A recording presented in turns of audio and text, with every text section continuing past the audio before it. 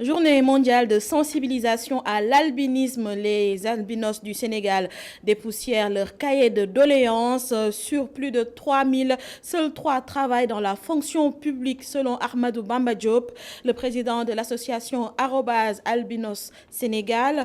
Au Sénégal, rappelle à l'État leurs principales revendications: prise en charge sanitaire, éducation et formation. Ils réclament la tenue d'un conseil interministériel sur la question. Ahmadou Bamba Diop est joint au téléphone par Hassan Top. Pas à avoir un cursus élémentaire complet parce qu'ils ont des problèmes de vision, ils ont des problèmes de peau, ils n'ont pas accès à la crème solaire, ils ont des problèmes de santé. Aujourd'hui aussi, ce ne sera pas facile de faire un cursus secondaire et universitaire parce que la majeure partie des albinos font leurs études dans des structures privées et ils sont obligés d'aller dans les universités privées. Et après, il y a un problème donc d'accessibilité à la bourse, mais aussi la majeure partie, après leur cursus universitaire, préfèrent faire des démarches pour aller en Europe que de rester au Sénégal. Et c'est pas facile. Donc je pense qu'aujourd'hui, il y a beaucoup de problèmes qui tournent autour des personnes vivant avec l'albinisme et que la meilleure solution est de voir comment mettre en place, donc avec l'Assemblée nationale, une loi qui sera votée à l'Assemblée nationale, une loi qui consistera à la protection et à la prise en compte des besoins des personnes vivant avec l'albinisme au Sénégal. Je pense que si cette loi est implémentée et votée, cette loi pourra contribuer vraiment à rendre à César ce qui appartient à César. La France et l'Afrique francophone en particulier, des inséparables convictions de Aziz Salmon Fall, enseignant sénégalais au Canada, une situation qui s'explique selon lui par une interdépendance. Par ailleurs, Salmon Fall, devant le jury du dimanche, est revenu sur l'affaire Sankara. 34 ans après l'assassinat, les blessures demeurent. Pour lui, les responsables doivent être jugés. Synthèse de votre émission Jury du dimanche avec Abdourahmane Li. Le cordon ombilical entre la France et l'Afrique est loin d'être coupé. Aziz Salmon Fall prend le contre-pied du professeur Souleymane Bachir Diagne. Non, elle n'est pas finie, elle va se recomposer parce que la France sans l'Afrique, ce n'est pas possible. Mais les Africains eux-mêmes ont colonisé la France aussi. Donc il y a une sorte d'imbrication qui date de très longtemps et le Sénégal est l'un des pays peut-être le plus moteur dans cette connivence. Il faut revenir sur les liens que nous avons. Nous sommes tous enfermés dans cette colonialité. Vous voyez, tous ces gens qui réfléchissent en termes de colonisation, post-colonie, sont enfermés dans la colonialité comme la France. Alors, les situations que vous avez vues au Tchad, les situations que vous avez au Mali, tout cela, ce qui s'est passé en Libye, montre bien que les agissements de la France continuent. Concernant l'affaire Sankara, assassinée en 1987, Aziz Salmon Fall soutient que l'ancien président du Burkina Faso doit être jugé. Blaise Compaoré et toutes les personnes impliquées dans cet assassinat. Ben oui, il faut absolument que la vérité et la réconciliation adviennent dans ce pays. Vous ne pouvez pas impunément tuer ainsi. Et vous savez, son dernier baroud d'honneur et le fait qu'il a été chassé par des enfants qui n'ont pas connu l'ère de Sankara, mais qui s'en réclament, c'est au fond un incroyable boomerang historique. Donc oui, bien sûr, il faut juger les personnes qui sont criminelles, absolument. Dans tous les cas, la question de l'impunité doit arrêter. Si on arrête cela, l'Afrique change. Le Burkina Faso, où des attaques terroristes sont perpétrées par des groupes djihadistes. La semaine dernière, pas moins de 130 morts y ont été dénombrés.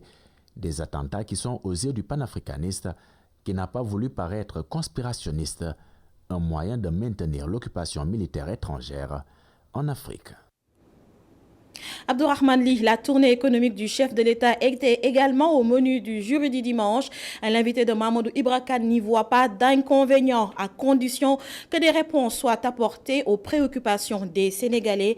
Les propos du professeur sont recueillis par Mamadou Ibra Kane. À la fois, c'est éminemment politique, mais c'est la moindre des choses que de faire des tournées économiques. Moi, je pense qu'un chef d'État doit voir directement sur le terrain les réalisations afin de pouvoir jauger ce que les administrés et ce que ces fonctionnaires font. Donc, je ne vois aucun problème à ce qu'il y ait des tournées économiques. Maintenant, il peut y avoir des retombées, peut-être qu'on gonfle les prétentions. Vous savez, il y a des saveurs électorales. La réalité pratique du terrain, il n'y a rien de tel que d'aller prendre le pouls, et j'espère que c'est ce qu'il est en train de faire. Vous savez qu'il y a une extraversion économique du Sénégal vers l'extérieur et le reste du Sénégal vers Dakar. Nos régions restent enclavées, le développement y est insuffisant. Et donc, moi, je trouve que ces tournées, si elles étaient impulsées avec des dynamiques de changement, mais avec des politiques régionales, pourraient effectivement avoir une certaine valeur. Je ne crois pas que ce soit le cas. Il y a quelques projets par-ci, par-là. Il n'y a pas vraiment une impulsion d'une politique générale d'ensemble pour désenclaver nos régions. Il faudrait déplacer la capitale. Il faudrait faire un certain nombre de réformes en profondeur en faveur des masses laborieuses, en faveur de la redistribution des terres, et cette question est fondamentale, c'est la question de l'accaparement des terres, le fait que les capitaux vont dans le foncier, etc. Des grands projets de développement, comme je vous disais, je revenais de la région du Nord, j'y ai vu des serres qu'ils cultivent pour l'Europe. On pourrait avoir un agrément avec la Mauritanie pour véritablement irriguer cette zone. Il y a une déperdition d'eau incroyable, des milliards de mètres cubes dans l'océan. Voilà comment on développe le Sénégal. Donc je crois que, étant donné qu'il est à pied d'œuvre, ces tournées économiques devraient en tout cas lui permettre de redresser la boussole pour qu'il finisse son mandat en faveur de tout ce qu'il a essayé d'impulser, en fait, ce qu'il appelle l'émergence. À Podor, le président de la République s'est réjoui de l'exécution des travaux de réhabilitation de la Nationale 2, Ndioum, Ourossogui et Bakel, ainsi que de ceux du désenclavement de l'île à Morphil. Il a profité de l'occasion pour inaugurer des tronçons comme Ndioum Alouar, Demet, ou encore celui de Medina Ndiakbe, Kaskas, Saldé, Pété, entre autres. Un linéaire de 480 km, d'un coût global de 166 milliards de francs CFA. Voici le président de la République Macky Sall au micro de nos envoyés spéciaux Amago Robernian et Sédina Mbaye. Mais Podor, comme tant d'autres localités de l'intérieur du pays, a longtemps souffert d'un déficit chronique d'infrastructures, et particulièrement d'infrastructures routières et d'ouvrages de désenclavement. Un déficit aggravé par l'isolement naturel du Danemayo, j'allais dire ici le Hakoundé Madi, comme vous le dites, donc la terre entre les fleuves qui constituent l'île à Morphil. Nous savons tous combien les déplacements sont pénibles et périlleux sur l'île à Morphil. Je dois dire étaient difficiles, pénibles et périlleux, en particulier pendant l'hivernage et la période des crues avec de fréquentes noyades. C'est à tout cela qu'il faut remédier pour que de Ndiayen Pendao à Fanaï, de Diatar à Halwar, de Demet à Kaskas jusqu'à Dar Halebe, de Ndioum à Medina Ndiakbe, Saldé, Boké Dialoubé, mais également de Tatki dans le Djeri, à Djoudé Djabé dans le Wallo, en un mot, de Ndjeirba à Djaba. Les Podorois sont reliés entre eux et avec le reste du Sénégal. Et puis à Podor, et sans surprise, le président de la République annonce la couleur en perspective des élections locales. Le président Sall soutient qu'il y a bel et bien des divergences entre les membres de son parti, mais il reste convaincu tout de même qu'il n'y aura pas match dans le département de Podor, selon ses termes. Écoutons-le au micro de nos correspondants Amago Robernia et Sédina Mbaye. J'apprécie hautement votre mobilisation exceptionnelle du jour. Je salue votre unité. Je sais qu'il y a de la compétition. Ça peut se comprendre. Mais tous ceux qui ont pu voir aujourd'hui ce déferlement dans le département de Podor comprendront qu'il n'y aura pas match ici dans ce département. Il y aura des arrangements que je ferai avec vous, simplement pour voir les postes de jeu. Ce sera un entraînement. Donc ce n'est pas la peine de se quereller pour cela. Tournée économique du chef de l'État toujours, puis zoom sur Ndjerba, les casiers de Ndjerba, une surface plutôt de 1000 hectares aménagés en 2000 pour permettre aux cultivateurs d'avoir accès à des terres cultivables toute saison. Ndjerba, un chiffre d'affaires pèse 1,2 milliard et 1900 familles y trouvent leur compte. Toutefois, les cultivateurs souhaitent l'aménagement de plus de terres cultivables. Le reportage de nos envoyés spéciaux à Podor, Amago Robertnian et Sédina Mbaye. D'une superficie de 1000 hectares, le site des casiers de Ndjerba Fanaï constitue la première étape de cette tournée du président de la République. Ndjerba, un projet d'aménagement de terres cultivables mis sur pied depuis 2000. C'est une exploitation qui marche correctement, où donc 3 cultures sont pratiquées, donc je veux dire par an. 2 cultures de riz et une culture donc soit de tomates ou bien d'oignons. Ce qui fait qu'on a une intensité culturelle qui dépasse vraiment l'unité, presque plus de 100%. C'est important.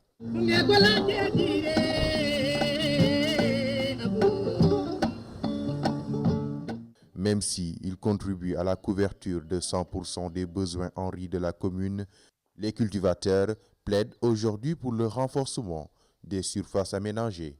Bokar est membre des 31 GIE exploitants. Trouvé en train de désherber son champ, il attend avec impatience le renforcement de ces surfaces cultivables. L'aménagement est tellement vieux parce que ça a duré depuis 2000 jusqu'à présent. Nous sollicitons au président de la République de nous faire des aménagements, en même temps de nous amener des panneaux solaires pour vraiment diminuer notre coût hydraulique. Une doléance qui, selon le directeur de la SAED, sera prise en compte dans les projets futurs de l'État du Sénégal. Aujourd'hui, la SAED, dans le cadre du PAP 2A, a d'importants programmes. Un programme d'investissement qui porte sur plus de 150 milliards de francs CFA qui devront en principe donc être mis en place donc dans les 3 ans à venir, donc 2021-2023. Et dans le cadre de ce programme, il est prévu donc la réhabilitation et l'extension donc d'aménagement hydro-agricole dans toute la vallée du fleuve Sénégal. En termes de perspective, Ndjerba va bénéficier d'un projet d'extension de 1000 hectares. Il sera question d'aménager de nouveaux casiers ainsi que la solarisation de sa station de pompage et l'implantation d'un centre de triage et de semences. La dégradation de l'écosystème devient de plus en plus inquiétante. Les étudiants de l'Institut des sciences de l'environnement ont organisé une randonnée pédestre pour sensibiliser sur le phénomène. Ces étudiants disent mettre en avant des activités dans le sens de protéger l'écosystème. Mamadou Dian et Mafalfal. La semaine de l'environnement des étudiants de l'Institut des sciences et techniques de l'environnement s'est achevée par une randonnée pédestre. Les étudiants sensibilisent sur la dégradation de l'écosystème. Nous ne célébrons pas simplement la journée de l'environnement, mais nous déclinons des activités en amont et en aval sur une semaine. Nous avons eu à tenir énormément d'activités dans le cadre du thème qui est la restauration des écosystèmes. Et aujourd'hui, c'est la dernière activité qui est une randonnée pédestre dont le but n'est pas de faire du sport, mais de sensibiliser sur l'importance des écosystèmes. Le Sénégal perd 40 000 hectares de terre chaque année. L'avancée de la mer, la dégradation de l'écosystème, la disparition de certaines espèces alertent le directeur de l'environnement et des établissements classés. En plus des activités relatives à la Journée mondiale de l'environnement, le ministère lance d'autres actions allant dans le sens de sa protection. Quand l'écosystème se dégrade, les indicateurs, c'est soit de l'avancée du désert. Aujourd'hui au Sénégal, avec le dernier rapport sur l'évaluation des écosystèmes forestiers, chaque année le Sénégal perd au moins 40 000 hectares de forêt. C'est beaucoup pour un pays qui est menacé par la désertification. Les étudiants en sciences de l'environnement privilégient l'action pour protéger l'écosystème. Les messages sont toujours passés, mais emploi des jeunes à présent. Aller vers l'information, c'est l'invite du collectif des élèves et étudiants de Yeumbeul. Par ailleurs, ces élèves et étudiants souhaitent la révision du système de la formation professionnelle pour permettre aux jeunes d'accéder facilement à l'emploi. Le collectif a organisé un forum sur l'employabilité des jeunes. Mamadou Lamine Fati nous en dit plus dans ce compte-rendu. Tout un système à revoir si l'État veut faire régler définitivement la problématique de l'emploi et de l'employabilité des jeunes. C'est la conviction du CERI, le collectif des élèves et étudiants résidant à Yeumbeul. Constatons que c'est seulement à partir de 25 ans qu'un étudiant peut avoir le master. Mais imaginez quelqu'un qui a un master à 25 ans, vous lui demandez 5 ans d'expérience. Cela veut dire qu'il devrait en principe attendre jusqu'à l'âge de 30 ans pour pouvoir trouver un emploi fiable. Cela veut dire que durant ces 5 années-là, de 25 ans à 30 ans, il doit faire des stages par-ci, par-là, et souvent des stages qui sont non rémunérés. Alors ça devient un problème pour cette jeunesse-là, parce que si cela est vrai que la formation est de qualité, cela veut dire qu'en principe aussi, celui qui a son diplôme doit être en mesure de travailler. Mais nous constatons qu'il y a un véritable décalage entre la formation que les étudiants ont dans les universités et ce que a besoin le marché.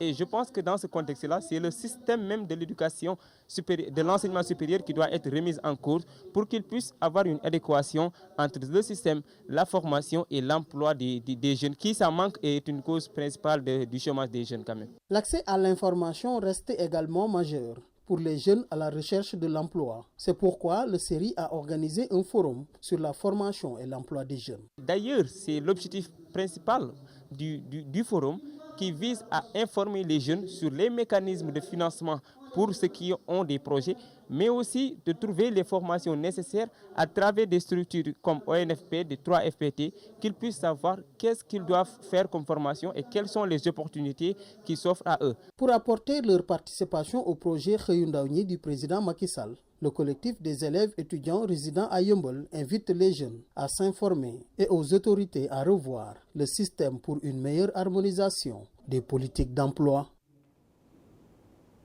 Et la communauté Lébou a sonné ce samedi une grande mobilisation à la mosquée de la Divinité. Objectif, discuter des problèmes dont elle fait face. La rencontre a vu la participation du Grand Serigne de Dakar, le compte-rendu de Ngor Diouf et Moussa Fall. La communauté Lébou en communion autour d'une rencontre de pilotage. Objectif, se pencher sur les problèmes qui gangrènent leur communauté. Mais le Grand Serigne de Dakar n'apprécie guère l'approche. Alors on confie la direction à des jeunes comme si on était des analphabètes, ils écrivent n'importe quoi. On va reprendre cette résolution pour y intégrer les données les plus importantes de cette rencontre. Or, on ne peut pas sauvegarder les valeurs Lébou sans garder son organisation traditionnelle qui règle la dévolution successorale des titres. Ils font face à beaucoup de difficultés, notamment le bradage foncier et le manque d'infrastructures des pêcheurs. Abdoulaye Makhtar Diop a porté le plaidoyer auprès du ministre de la Pêche, Aliou Ndoye. Xam nga lu xew fa jën ya nekk la xale yi mënul dem ak ay jumtuwaay pour andi jën yi.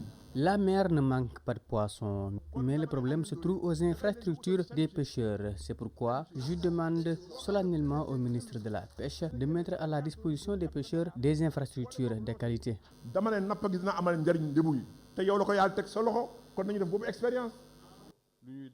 Ainsi, le ministre de la Pêche compte soutenir le comité pour la défense des intérêts Lébou. Dama ne ba keroog ñuy téye sama loxo. Je vais continuer le combat. Nous allons assainir le secteur de la pêche. Ça ne sera pas facile, mais quand même, nous allons essayer de faire notre mieux.